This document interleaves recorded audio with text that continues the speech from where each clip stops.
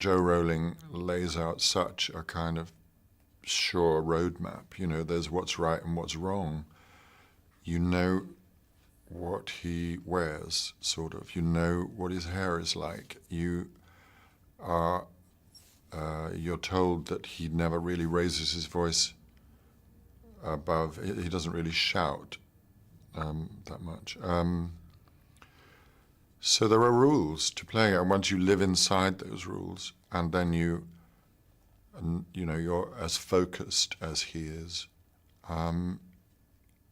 in many ways it plays itself, because the situations are so strong, and her grasp of her narrative is so kind of ironclad,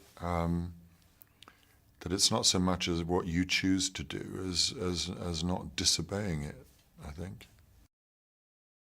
I'm in the same position as everybody else. You know, I would read the books as they came out and think, oh, right, okay. This is what happens now, is it? Fine. But you always knew there was an agenda. It was a question of what was that agenda going to turn out to be. That meant it's somebody who's very concentrated. You know that he lives a solitary kind of existence. You're not quite sure what the details of that are. But, you know, he doesn't have much of a social life.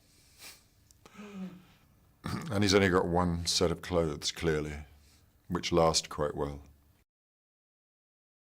It's been a complete privilege, really, to be part of this, you know, and that is what we all are, is part of this enormous, brave undertaking of Joe's at the beginning, and then, you know, all the Davids and all the directors and Warner Brothers, to actually sort of dare to do it. You know that your eye line has shifted year by year, because I started looking at them like this, and then I'm shrinking or they're growing.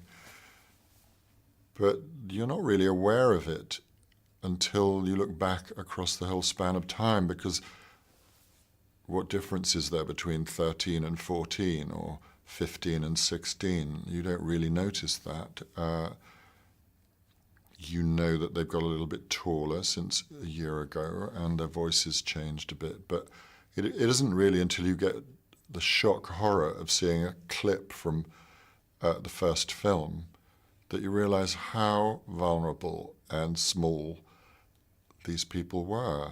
And now I'm looking at a situation where, certainly with Emma off at university and Dan dancing his way through a Broadway show 8 times a week, you know, it's like the world has shifted. You know, as a drama student or as a schoolboy, I was sitting up in the cheap seats watching Maggie Smith and Michael Gambon at the National Theatre.